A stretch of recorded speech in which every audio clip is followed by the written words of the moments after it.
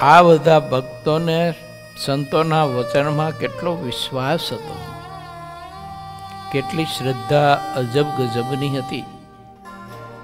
અને સંતો જે નિયમ આપે તે નિયમ સાંગો પાંગ જીવંત પર્યંત છેલ્લા શ્વાસ સુધી ટકાવતા હતા, નભાવતા હતા ને કરતા હતા.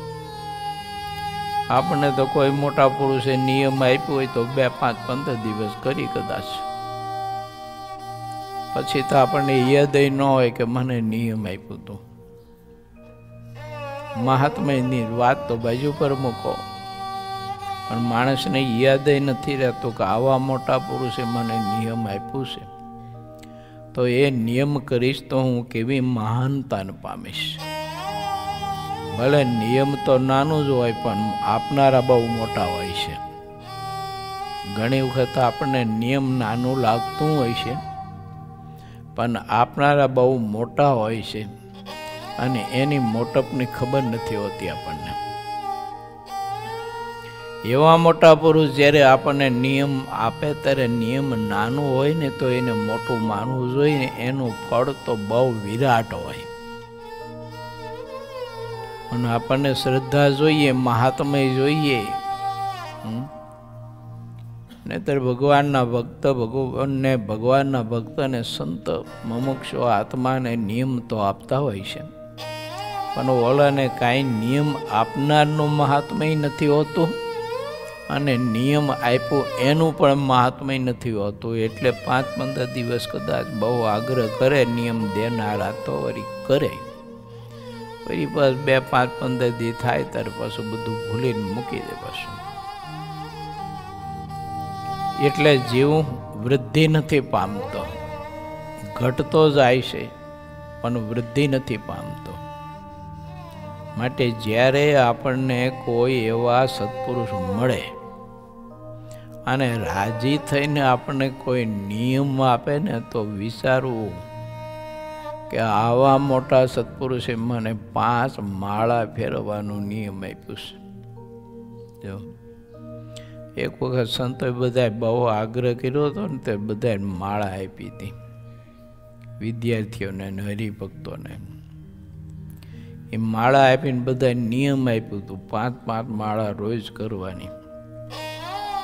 અને એમાંથી 5 માળા કેટલા કરતા છે ને કોણ કરતા છે એ જાણે, ઠાકોરજી જાણે. નહીતર 5 માળા કરવી એટલે 5 મિનિટનું કામ,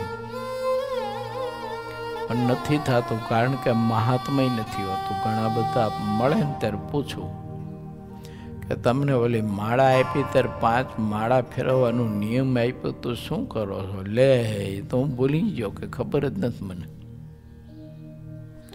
મેં તો સારું ક્યાંક બહાર ગામ જાઓ મોટરસાઇકલ લઈને અને પછી ઘેર આવવાનું હોય ને તો પછી મોટરસાઇકલ એમના મારી ન મૂકતા, ઘરના ભૂલી ન જતા. નહીં તો ઘરના ઊભા હોય ને ઓલો મોટરસાઇકલ લઈને મારી મૂકે. આટલું તો યાદ રાખજો કીધું. આ જીવને પોતાના આત્માનું કલ્યાણ કરવું, જન્મ મરણથી મુક્ત થવું એ બાબતમાં આત્મા સાવે નિસ્તેજ છે. અજ્ઞાન રૂપી અંધારામાં એ જીવ ખોટી રીતે આખડે છે. મહારાજે આપણા ઉપર કૃપા કરી છે, માટે જ્યારે આપણને કોઈ ભગવાનના એવા સંત નિયમ આપે ને તે નિયમને સાંગો પાંગ મૃત્યુની અણી સુધી કહેતા છેલ્લા શ્વાસ સુધી જાળવવું અને ખૂબ ભાવથી તે ભક્તિ કરવી. તો એના માટે 5 માળા જઈને તો કાફી જ બોલો.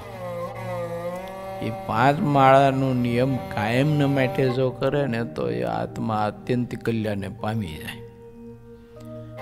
કારણ કે માળા ઓછી છે, નિયમ નાનું છે, પણ દેનારા સત્પુરુષ મોટા છે.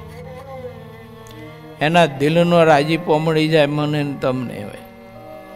એ સંતને ખ્યાલ આવે કે આને આપેલું નિયમ કોઈ પણ અવસ્થામાં કોઈ પણ પરિસ્થિતિમાં કોઈ દિવસ ચૂકતો નથી અને આ નિયમ સાંગો પાંગ એને પાર પાડ્યું છે. આટલી વાત એને જ્યારે મળે ને કાને સાંભળવા, ત્યારે એ સત્પુરુષના હૃદયમાંથી એટલો બધો રાજીપો વરસી જાય, એટલો બધો રાજીપો વરસી જાય તે આત્મા તે સંતના રાજીપાથી અક્ષરધામને પામી જાય.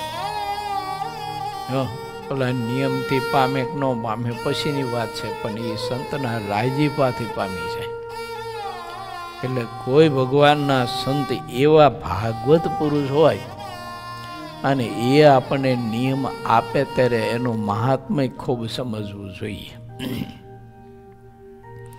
અને મહિમા હોય તો થાય, મહિમા વગર તો કાંઈ થતું નથી.